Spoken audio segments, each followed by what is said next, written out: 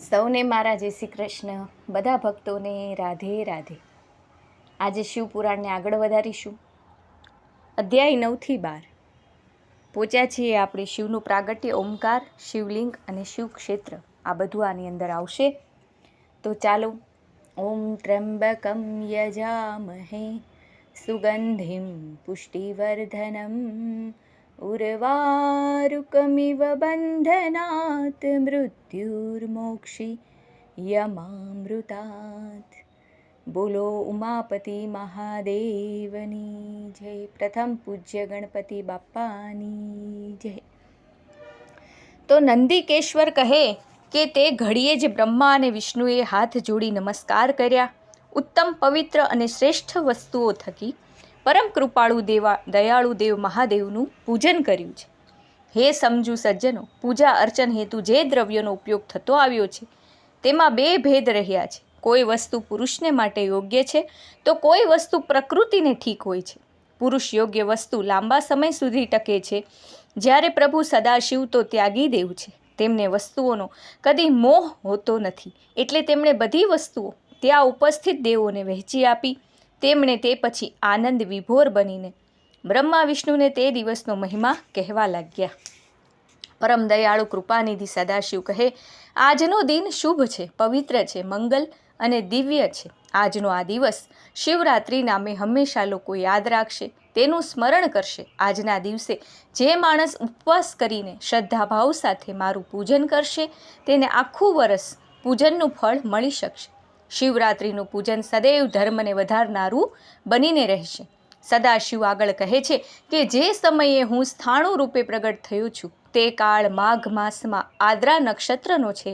આથી માઘ માસમાં આદ્રા નક્ષત્ર હોય તે વખતે મારા દર્શન અને પૂજન કરનારને કદી વર્ણવી પણ નહીં શકાય તેવું અક્ષય પુણ્ય મળશે. આ અગ્નિનો સ્તંભ આદિ અને અંત વિનાનો છે. તે લોકોના હિત કલ્યાણ માટે અણુ જેવો નાનો બનશે અને લોકો તેનું પૂજન કરશે. આ સ્થાનનું નામ લિંગ સ્થાન અગર અરુણાચલ એવું પડશે. તે મોટું તીર્થ બનશે. અહીં ઘણા ઉત્સવો થશે. તે જગ્યા લોકોનું કલ્યાણ અને હિત કરનાર બનીને રહેશે. તે મુક્તિનું તીર્થ સ્થાન બનશે. ભક્તો લિંગ સ્વરૂપમાં મારું પૂજન અર્ચન કરીને સાલોક્ય, સામીપ્ય, સારૂપ્ય, સાર્ષી અને સાયુજ્ય નામની 5 પ્રકારની મુક્તિ મેળવી શકશે. પરમ વંદનીય મહાદેવ આગળ કહે છે કે મારા 2 સ્વરૂપો છે, સકલ અને નિષ્કલ. બીજા કોઈના આવા 2 સ્વરૂપો નથી, માટે એમ કહેવાય કે બીજો કોઈ ઈશ્વર નથી. આ 2 દિવ્ય સ્વરૂપો સિદ્ધ થયા છે. તમને બંનેને આ 2 વાત અજ્ઞાત હોય. તમને ઈશ્વરપણાનો ખોટો અહંકાર થયો હતો. એ અજ્ઞાનનું અંધારું દૂર કરવા માટે જ હું અહીં પ્રગટ થયો છું. તેથી તમે લોકો તમારું અભિમાન છોડી દો. એટલું જ નહીં, ગુરુ તરીકે મારું વચન ગ્રહણ કરો. હું પોતે જ પરબ્રહ્મ છું. કલ અને અકલ એવા મારા 2 સ્વરૂપો છે. સર્વથી હું મોટો હોય બ્રહ્મ છું. સર્વમાં હું વ્યાપીને રહું છું. આત્મ પણ હું છું. હું ઈશ્વર છું. તેથી અનુગ્રહથી માંડીને સમગ્ર સૃષ્ટિના અંત સુધીના 5 કાર્યો પણ હું નિત્ય રીતે કરું છું. તમે સાંભળો. જો આ નિષ્કલ સ્તંભ છે તેને મારા બ્રહ્મપણાને વ્યક્ત કરનારું લિંગ સમજવું. મારું લિંગ જ મુખ્ય છે એમ માનવું. મૂર્તિ તો ગૌણ છે. હે સજ્જનો, પ્રભુ સદાશિવે આ મુજબ લિંગનું મહત્વ સમજાવ્યું છે. લિંગમ પ્રાધાન્યંત સ્થાપ્યમ તથા વેરમ તુ ગૌણકમ લિંગ ભાવેન તક્ષેત્ર સવેરમપી સર્વતઃ.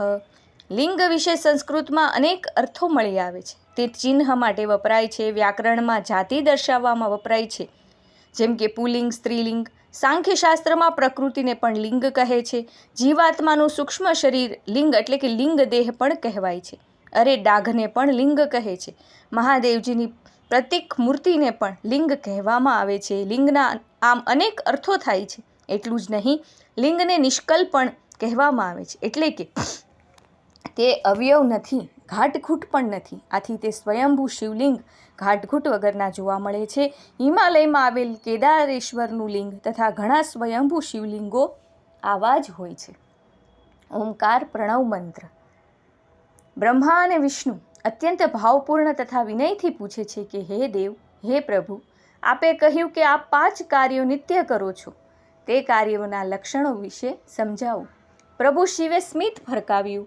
અતિ ભાવપૂર્વક તેમણે દૃષ્ટિ ફેરવી. પછી કહે કે સૃષ્ટિ, સ્થિતિ, સંહાર, તિરોભાવ અને અનુગ્રહ એ 5 મારા કાર્યો છે. સંસારનો આરંભ કરવો તેને સૃષ્ટિ કહી શકાય, તેનો નાશ એટલે કે સંહાર, તેનો ઉદ્ધાર એટલે કે તેનો તિરોભાવ અને મોક્ષને અનુગ્રહ કહેવાય. આ 5 કાર્યો 5 મહાભૂતોમાં દ્રષ્ટિગોચર થાય છે. પૃથ્વીમાં સૃષ્ટિ, જળમાં સ્થિતિ, અગ્નિમાં સંહાર, વાયુમાં તિરોભાવ અને ગગન એટલે કે આકાશમાં અનુગ્રહ રહેલા છે. સાંભળો, આ 5 કાર્યો યોગ્ય રીતે થાય તે માટે મારા 5 મુખો પણ છે. મારી અનંત કૃપા, દયા અને ભાવથી બ્રહ્માને સૃષ્ટિ કાર્ય પ્રાપ્ત થયું છે. સ્થિતિ કાર્ય વિષ્ણુ થકી થાય છે. તિરોભાવ અને સંહારના 2 કાર્યો રુદ્ર અને મહેશ્વરને પ્રાપ્ત થયા છે. જોકે અનુગ્રહ નામનું શ્રેષ્ઠ ઉત્તમ કાર્ય તો મેં મારી પાસે જ રાખેલ છે. તમે કાળને વશ થઈ તમને સોંપેલ કાર્ય વિસરી ગયા છો, પરંતુ રુદ્ર અને મહેશ્વર ભૂલી ગયા નથી. તેથી તેમને વેશમાં, રૂપમાં, કાર્યમાં, વાહનમાં, આસનમાં તેમજ આયુષ્યમાં મેં મારી સમાનતા નિરૂપી છે. તમારે મારું ધ્યાન સિદ્ધ કરવું હોય તો તમે ઓમકાર મંત્રનો જાપ કરો. ઓમકાર અભિમાનનો નાશ કરે છે. તે સુંદર મહામંગલ કાર્ય કરનાર મંત્ર છે. તે ભૂલવું જોઈએ નહીં. આ ઉત્તમ મંત્ર છે, શ્રેષ્ઠ કરનાર છે. આ મંત્રનો મેં પ્રથમ ઉચ્ચાર કર્યો છે, એટલે એમ કહેવાય કે ઓમકાર મંત્રનો પ્રભાવ શ્રેષ્ઠ છે. ઓમકારના દ્વારા મારું સ્મરણ થાય છે. ઓમકારનો અ મારા ઉત્તર મુખથી, ઉ પશ્ચિમ મુખથી, મ દક્ષિણ મુખથી, બિંદુ પૂર્વ મુખથી અને નાદ ઉર્ધ્વ મુખથી પ્રગટ પામેલ છે. ઓમકાર મંત્ર દ્વારા જ પંચાક્ષર મંત્ર ઉત્પન્ન થયો છે. નમઃ શિવાય એ પંચાક્ષર મંત્રમાંથી 5 માતૃકાઓ એટલે મકાર, નકાર વગેરે ઉત્પન્ન થઈ સર્વ વેદો અને કરોડો મંત્રો તેના થકી જ ઉત્પન્ન થયેલ છે. આ મૂળ મંત્રથી ભોગ અને મોક્ષ બંને પ્રાપ્ત થાય છે. અન્ય કેટલાક મંત્રો ભોગરૂપી ફળ બક્ષનારા છે. મારા લિંગનું પૂજન સ્મરણ ઓમકાર મંત્ર થકી અને મૂર્તિનું પૂજન પંચાક્ષર મંત્ર થકી કરવું જોઈએ. તે પછી પ્રભુ સદાશિવે ગુરુ સ્વરૂપે બ્રહ્મા તથા વિષ્ણુને ઓમકાર મંત્રનો અધકેરો ઉપદેશ દીધો. 3 વાર એમનો ઉચ્ચાર કરાવ્યો. તે બંને શિષ્યોએ ગુરુને દક્ષિણામાં પોતાના આત્મા અર્પિત કર્યા, સ્તુતિ કરીને વંદન કર્યા.